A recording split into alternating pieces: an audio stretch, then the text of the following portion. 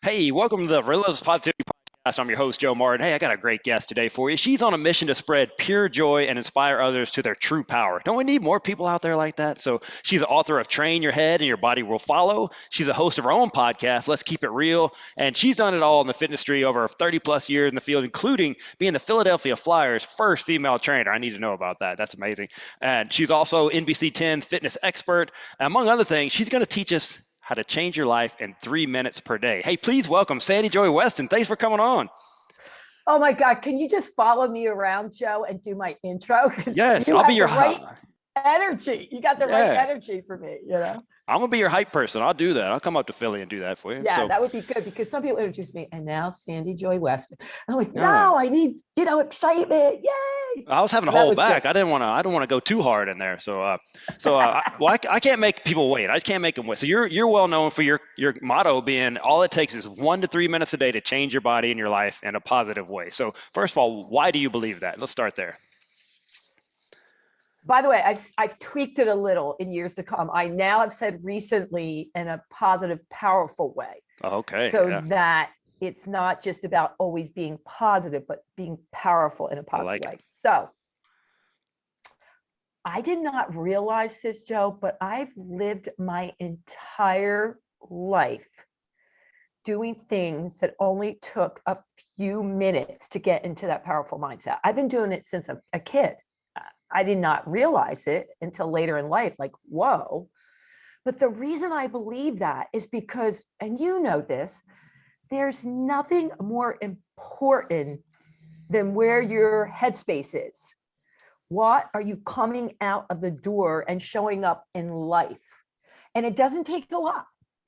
Getting into that positive, powerful mindset can only take a minute to 3 minutes a day. And then you take action. So it's not like there aren't going to be other things you do. You're going to find the workout that works for you, that you love and you're excited about, whether it's a few minutes every day or an hour. And there's so many different ways to move your body. You're going to send that email, go for that job interview, go out on a date from that space that's going to serve you well. And to me, I mean, that's everything. So taking those few minutes to do a check-in of where you are can have a huge difference in your life. No, absolutely. So people think, I'm gonna get started when I feel motivated. And there's not many days you're gonna wake up. We're fitness people, we do this for a living. Do you feel motivated to work out every time you go work out? No, Me neither. but because we've trained ourselves every single day to the outcome we're going to have, right? The days we don't feel like it, we think about our game plan, the end result we want, and that gets us to the gym. Right. Yeah. Yeah. So action comes before the motivation. So if you need to get in your headspace for you have 1 to 3 minutes, right? We all are Yeah, busy yeah, people. We all can get in yeah. that headspace. And all of a sudden, when you make it a priority and you got your headspace right, hey, guess what? You're making that happen, even if it's just a 5 minute workout. So that's a great way. So, you've got a master's in exercise physiology. You've been in the fitness world for over 30 years. So, and you said you kind of always realized, when did you start doing that with clients, helping them with the mental side of things? Okay, so do you mind if we go back a little bit and I tell you a little story? Oh, I love stories. Yeah, go Okay, for it. good. So I'm going to jump into something, by the way, I'm going to move forward to something that most people didn't realize about me until the last year or two. I grew up in a very humble beginning in the projects with a mom that spent, unfortunately, 50% of her life in mental institutions, and they weren't the well-funded ones. So I had to figure out a way to keep in a joyful mindset because everything around me was completely crazy. And you can go one way or the other. A lot of my close friends, and I don't blame them, got heavy into drugs, right? That's what they did. I'm a very obstinate kid. So, Joe, the fact that I grew up in this surroundings probably was good for me. Because if I grew up in a pippy skippy family, I could have been the drug dealer just to be obstinate. I don't know. I'm just saying. So I didn't know why, but I knew ever since I can remember that movement made me feel good. And I would just dance around. And I started taking dance lessons when I was 4. And my uncle, I bribed Uncle Don to take me and pay for him. And I knew that I felt better when I moved. So even if I wasn't in class, I would move for just a minute or two, play on my favorite jams, and I knew I felt better instantly. The second thing I would do is I would home in on one word. I freaking loved words. I loved words. So I would just pick one word of how I was going to show up for the day. And I would say to myself, okay, maybe it was peace, maybe it was love, maybe it was just ease and flow. It could have been fun, power, joy. But I would focus in on that word and to ask myself, well, what could I do right now to bring myself joy, peace, love, ease, and flow? And I would combine that with my movement. And then the third thing I did is I would write in a journal. Even when I was little, I would draw when I couldn't even write. And I would not only write about, okay, the issues going on that were private, but I would also write about where I wanted to go and what I wanted to do and accomplish. And this stuff didn't take that long. It took a few minutes, and I would do it throughout the day to get myself in that positive headspace to visualize and dream big on where I wanted to go. Now, I also believe there must have been divine intervention here because the situation was pretty bad. And I don't know, everyone says, well, how did you know to do that? I don't know. It just came to me. It was like an innate thing that these things were going to help me. But then once it did help me, I just kept doing it and doing it and doing it. And all the naysayers, Joe, that were like, just be grateful to graduate high school. It's awesome if you're a waitress, which there's nothing wrong with that, but I had bigger plans. Right. So I would do this stuff. And yes, it got me beyond what I could imagine. Graduating high school, going on to college, getting my master's, owning health clubs, and making a living out of it and doing it with my clients. So even when I started out with my clients, the reason I wanted to tell you this is because my foundation is that's how I lived my life, doing those things every day. So I applied it to my clients, but I still wasn't thinking of it as mental health, mental fitness mindset. I just knew that if I got them into this positive mind space or positive, powerful space, I could get more out of them and they would get more results. So that's what happened. So long story short, here I am using it basically to survive and go beyond what anybody expected me to accomplish. And we're going to go with even well-meaning people because they just didn't want me to be disappointed and hurt. So my life was so magical. Can you imagine? I just wanted to do anything I could for everyone else to feel like I felt. Wow.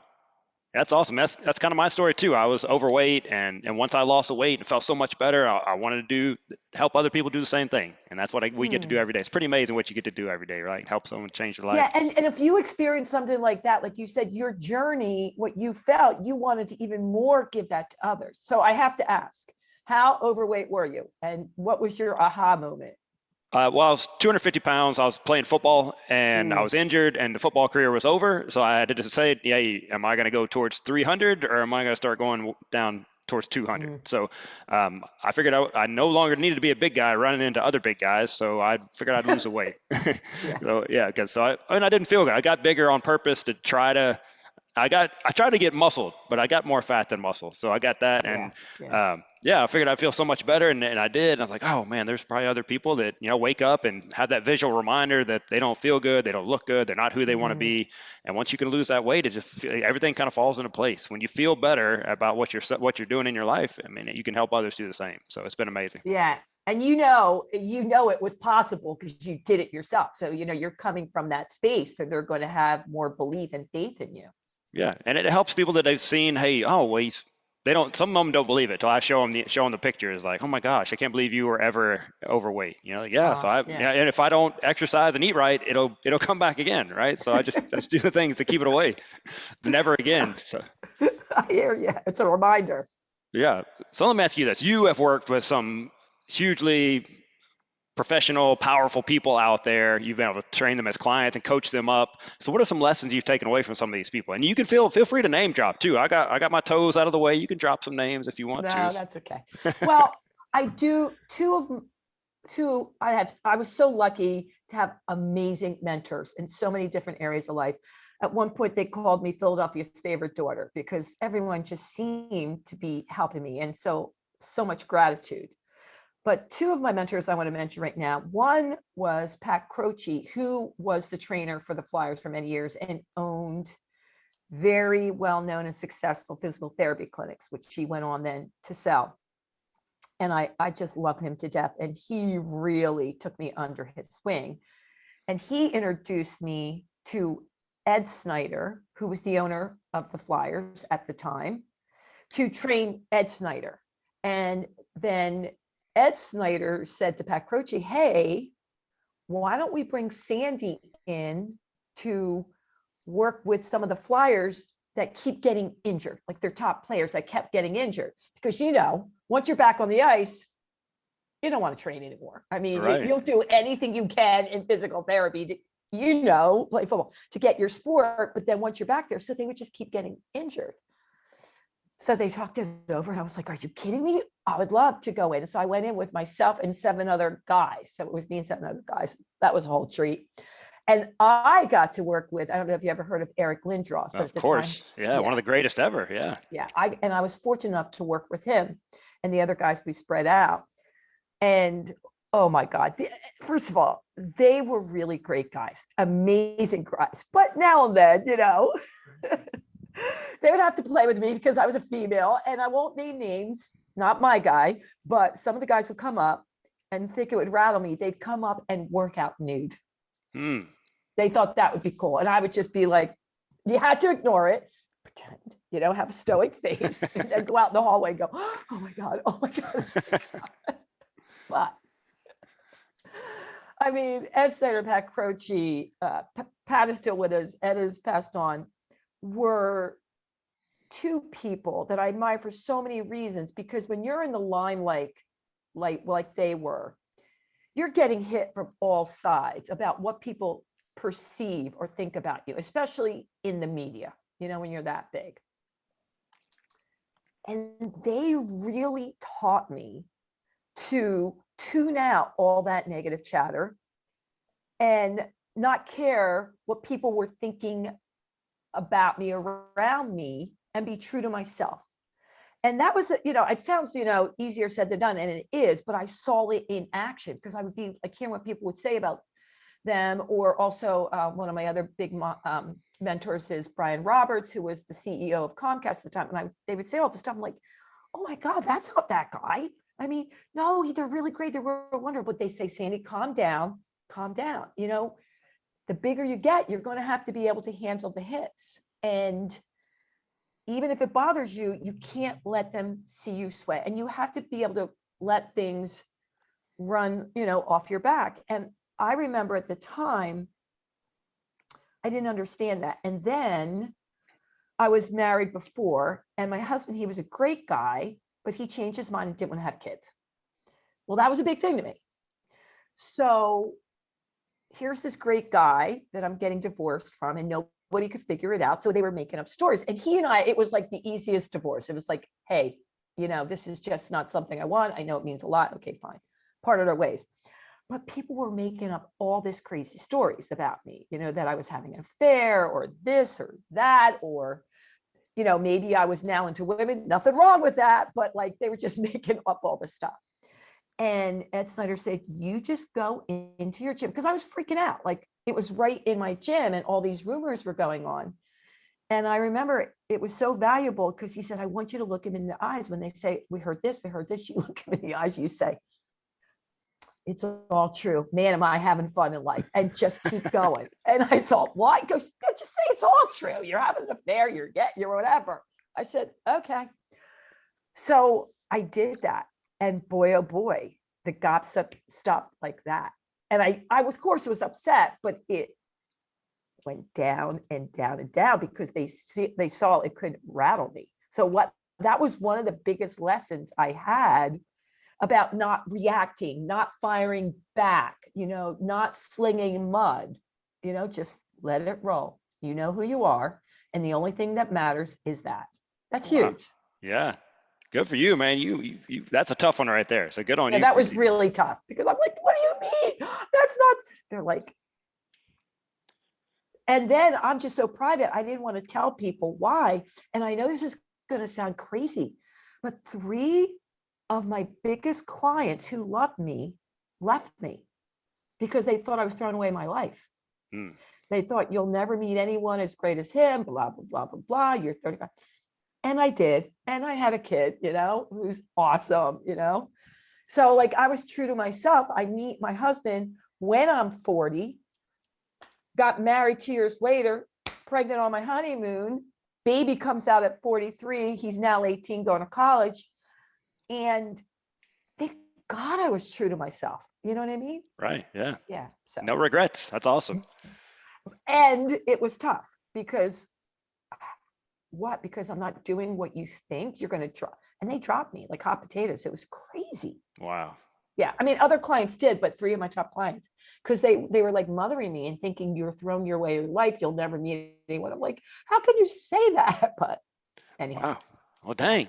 Well, Dang is right. hey, man, they're lost. All right. They're lost. Well, but that's the whole point. When you take a step and really listen to you and be true to yourself, even with people that are well-meaning, because they did love me, you may take a different path than everyone else, and you have to be okay with that. That's and true. that was a very valuable lesson. And thank God I did have enough of the other close friends and family and mentors to support me, Yeah. but that was hard. It was really hard. And they didn't know the truth. They were making it up. Hey, if you're out there, shame on you. I hope you're listening. Sorry, that wasn't relentless positivity. Let me move on from that. So let me ask you. So people describe you as high energy, enthusiastic, which people could probably see right now, and a force of nature. So let me ask you this: what's your routine look like today to keep yourself in that positive mind space, keep your energy levels up? What do you do? What does your routine look like? This is going to be fun because it's part of the 1 to 3 minutes. So here, and I want to tell all your listeners they should do this if they don't. Before my feet hit the ground. This is my big secret sauce, right? This is the hugest thing in life that you should do. And it pay will attention. Change everything, right? Yeah, pay attention. You don't even have to buy my books, right? Before you get out of bed, decide how you want to show up in the world. Take 30 seconds. We're talking no time at all. Think about that one word. Remember I talked about words? Just think about one word.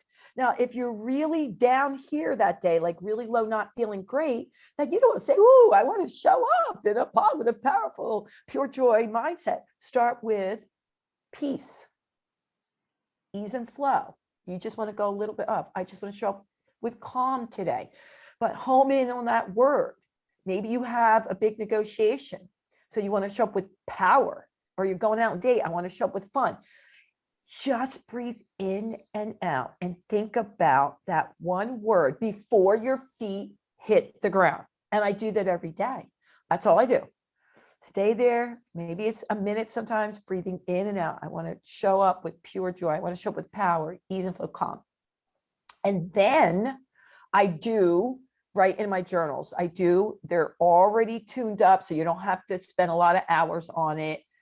And they're guided, but I do take that minute to review my game plan, my power statement, my word. It's all about what I'm going after. And I usually have something that I've broken down to be, this is what I'm going after for the next 30 days.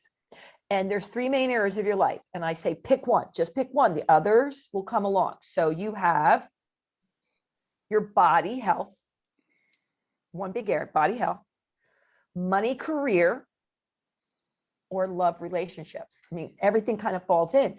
Pick one and focus in on that and come up with your game plan, the acronym, your realistic goal, your action plan, your real motivation of why you want that, and then the energy level on a scale of 1 to 7 that you're willing to put into that. You don't have to keep writing it, but I focus in on it. And I do because, for example, if somebody comes with me, hey, do you want this gig? What do you think about this deal? Do you want to go on this podcast? I go right back to what my game plan and what I'm going after? And is that going to get me where I want to go? Let's say it's financial freedom with my new company. I keep focusing in, well, is that going to bring me financial freedom in this new company? No. And then I turn down a lot of things and I accept other things, all because I'm just refocusing myself on that. So I do that every day. Besides, I do dance resets. So almost every hour, I make sure I have at least a few minutes in there. I don't go from one thing to the next without even being able to get up and dance around for a minute too. I dance around or go outside, take a deep breath in, and it makes a huge difference. I do that every single day to stay in that powerful mindset. Now, I'm not joyful all the time, of course. Ask my family at any given day, Yeah. Okay. But I just get back there sooner, because I check in with myself. It's like, this is how I want to show up. This is how I want to take action. And matter of fact, my son will always throw back at me, really, Mom? That's how you want to communicate with me right now? Is that really going to get me to do it in a powerful way? I'm like, oh no, not throwing it back at you. yeah, Oh, always throwing it. Yeah, he keeps me in check. So that's what I do every day. so let me ask you, it's pretty hard to be upset and mad if you're dancing, right? You don't see many mad Yeah. dancers, do you? No, No. no. So Or just what's your move it. yeah, what's your Move it. go-to song? You got a go-to song? Like if you really want to get in a good mood, what song you putting on? Oh, I got it because I've done it on a lot of speaking gigs. Megan Trainor's I Love Me. Okay. It's I Love Me. It reminds you like I love me. I don't know about you, but I love me. And I've done that song. Oh, do we have time for a fun story? Always, always. Okay. So was it 4 years ago? I was fortunate enough that my assistant reached out for me to be the keynote, to be a speaker at a women's international conference for 50 countries from around the world in Thailand. She didn't tell me. Oh. I got it.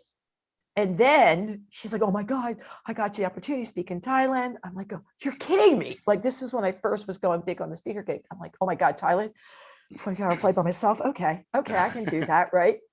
And then I said, ask for keynote. She's like, are you kidding me? I go, listen, the worst they can say is no, just ask for keynote. She's like, okay, well, they didn't tell me. Next thing I know, there's this huge flyer going out and I got the keynote. Wow. I was like, what? So even my publisher and my agent goes, Sandy, I'm really happy for you, but we got to check into it, make sure it's not white trafficking. I'm like, what are you talking about? They're like, well, you're no Hillary Clinton. I'm like, oh my God, don't you believe it? I'm like, I don't know, but it was legit. It was great. So I get there. I spent 6 months preparing for this speaking engagement. 6 months. I wanted to have the science down to the brain. I wanted to show I knew my stuff, right? Yeah. Because these are women coming from all over the world that 99% of them had their doctorates. And I'm there, little old Sandy Weston, I was doing a master's. And they weren't too happy about that. And I get up there and I realize that so many of them didn't really understand English that well. Now, it was an English speaking conference and they did have to present in English, but it was broken English. So I looked at them, I go, you're not really sure about everything I'm saying, are you? I go, okay. I turned off the slideshow. I threw out my notes. I go, how would you like to learn to dance? We're going to dance. So I had all these women up. I mean, this was not prepared, Joe. I put on Megan Trainor on my phone, I Love Me, and we created a dance to I Love Me. Let me tell you, it changed the whole 4-day conference. The whole 4-day conference, everybody was like, I love me, saying I love me. And it made them relax. And they came up to me and were saying that made them feel included. They were so nervous about their English and being able to relate, but that made them feel united for the rest of the conference. And the reason I'm telling you that is because so many times, Joe, we think we're not enough, right? I thought, who am I? What do I have to offer? Here they are, these women trying to feed their, bring food into their country, others trying to get water in, just really well-known, amazing women. And here I am health club owner. And I sold myself short because my unique gift did impact them and did make a difference. So I'm so big on, do not think whatever your unique gift, it could be kindness, it could be a great listener, in don't second guess that and home in on it, because it can make a huge difference. Because I thought dancing wasn't enough, but my universal language of dance really brought the confidence together. And that's why I love that song. So ever since then, it's like I Love Me by Megan Trainor. I bet, man. Great memories involved in that song. That's really cool. And as Isn't someone that from crazy? Alabama, I'm from Alabama, so we've been known for speaking broken English as well. So I would have been preferring the dance as well. So But you know what I'm saying, don't we? We always think, oh my God, look at that person did. Oh, look who they are. We can't help some more than others. But man, oh man, when you just really embrace your unique gift and don't highlight all the other things that you can't do, it really is going to make a huge difference in the world. It does. So something else you're doing out in the world. Tell me about SJW Productions, because I'm really excited about what you're doing in the world. Tell me a little bit more about that. Okay, so I didn't have a magic ball, but in 2019, I sold my health clubs and I sold my wellness clinic. So it was right before COVID. And I can't believe the timing. And that definitely was divine intervention, because I really didn't want to. And then we got a great offer. And then my partner said we should take it. And ends up, I did sell in 2019.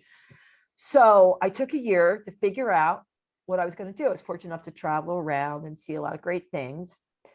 And at the time, I had a side hustle. So I was writing books and doing speaking engagements and workshops, and I was hosting podcasts for 10 years. So I took my side gig eventually when COVID hit and really homed in on it and made it my main gig. So now I host Let's Keep It Real, which is highlighting men and women around the world making a positive, powerful difference. I do a live show called Hey, I Got Something to Say, which is a 30-minute show just for women around the world who feel like they're not being heard. And then recently, I go into more schools of every age, and I teach different workshops either to the kids or the teachers of how they can get into that positive mindset because of what they're dealing with even more now with anxiety, stress, being overwhelmed, and depression. So I do it at both ends, like not just the kids, but also the teachers, and do workshops and programs. And just recently, I graduated from Heroic Public Speaking grad course right near me in New Jersey to take my keynotes up to the next level, because I really wanted to make a bigger difference. And my big idea is life doesn't happen to you, you happen to life. And we were talking at the beginning that most people didn't know my journey. Well, that's what forced me to tell my journey, because I realized, yes, it's great. I can be enthusiastic. I can change energy. I can shift energy. But if they really want to understand why I believe this, I had to tell for the first time, which was really challenging for me, little bits of my story and how I grew up. So they understood that I know no matter what your situation, it can make a huge impact. So that's what I'm doing. That's cool. Well, it's easy for someone to picture a person that grew up with everything just right and everything was perfect and all that, why they're a positive person and why things are going well for them. But for someone from your background her mom has mental health issues and you're growing up in not the greatest neighborhood and these type of things, you could come from that and kind of create your own story. That's motivating right there. Yeah. So that's amazing. I just wasn't ready till now. Like I've always lived in the here and now. So that's one of my superpowers. I'm really in the present moment. I don't go back. I don't dwell. Yes, I dream about where I want to go and how I'm going to get there, but I really embrace the here and now. So I didn't want to have to go back and revisit that. And a lot of it I did block out. But that being said, it was really good for me. I don't believe you keep retelling your story over and over again and over and over again if you're going to stay there, like if you're stuck there. So if you keep telling the same story over and over again, I think you stay in that space. But when you're ready, if you can tell that story, which I am now, from a place of power and motivation and to inspire others, well, then you're telling the story in a different space. And that is a good place to be. Versus I've seen people, you know what I mean? Like they keep telling the Yeah. story about what happened to them, and you could see they get depressed all over again. They're sad, which I'm not. I am very, very grateful for the journey I've had, because there's no way I'd be doing or being who I am right now. So I wanted to be from that space. Yeah. Well, you're at a pretty awesome place in life. I would want to be there Yeah, too. So, yeah. that's cool. I do love life. Yeah. So, I mean, you're an author, you're a podcaster, you're making yourself your own TV star because you've been a TV star in the past. So, what's next? Would you see anything else? I mean, taking this thing next level, you're doing your keynotes. Where else do you see yourself doing? Joe, I need some ideas. So here's the deal. I better not let my husband hear me. I'm getting a little bored, meaning I love doing keynotes and workshops. I do. I love my podcast and love writing. But I'm going to be an empty nester because my son is leaving the house to go to college this year. So I need something else. Do you know what I mean? I need something else. Yeah. And unlike a lot of people, I miss having a big team. So, we had hundreds of people that we were managing and mentoring, and mostly younger. And I love that. So I don't know what it is. And everything, by the way, and everything I've gotten in life, I didn't come up with the idea, like everything. It was like, have a training facility. Ooh, okay, that sounds great. Have a training company. Ooh, I'll do that. Open a club. Huh, all right. 3 years later, you should write books. My staff kept doing. So none of these ideas were my brainstorms. But once I heard them, I'm like, ooh, I love that. So if you have any ideas, people, bring them my way, because I think I want to start, I don't know what, but another company where I'm able to mentor and manage a lot of people. I miss that. I really do. Whatever it ends up being, I'm excited to see where it goes. Because I mean, Me too. whatever you touch seems to be turning into gold. So I'm gonna keep my eye on this thing. So I don't know what it is. I don't know what it is, but we'll figure it out. So what's the best place for people to keep up with you? Is your website the best place for people to check out your books and your journal and your podcast? What's the best place they can follow you? Everything is under, so my website, which has everything, is sandyjoyweston.com, but I'm on every social media platform too. Like I love putting stuff up. So I'm on Instagram, Facebook, and LinkedIn are my main three, and it's all under Sandy Joy Weston. The one and only Sandy Joy Weston.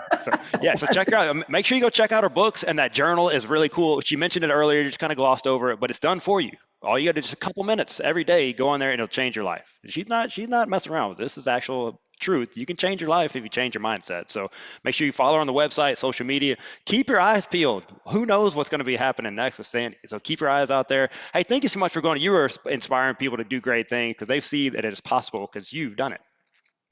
Joe, I'm not just saying this. You're awesome at this, dude. I'm so glad you're doing this in the world. I'm so, so glad. So anything I can do to support you, reach out in any area, any questions, anything. I can feel your energy is so pure. And that's so nice. Oh, well, thank you so much. That's great. I mean, if coming from you, that especially means a lot. So, hey, you guys make sure. Yeah, because there's so many, and there are a lot of great podcast hosts out there, but there's also ones that are just doing it to increase their business. And I get it, but it's not their forte. Dude, this is your forte. This is your forte. Oh, by the way, can I just say one thing that I forgot? Oh, yeah. Which came out this summer. I almost forgot. I'm using it. But I came out with a kids journal for kids 8 to 12, and it's called Recess to Reset. And I love it so much that I'm using it, but a lot of adults are using it. So it's really great for the kids. It's a fun place for them to get out their thoughts and power up with their unique gifts. So that's cool. If it's aimed at kids, man, that might be up my alley. I need to check that out. So Recess to Reset. Yeah. You would love it.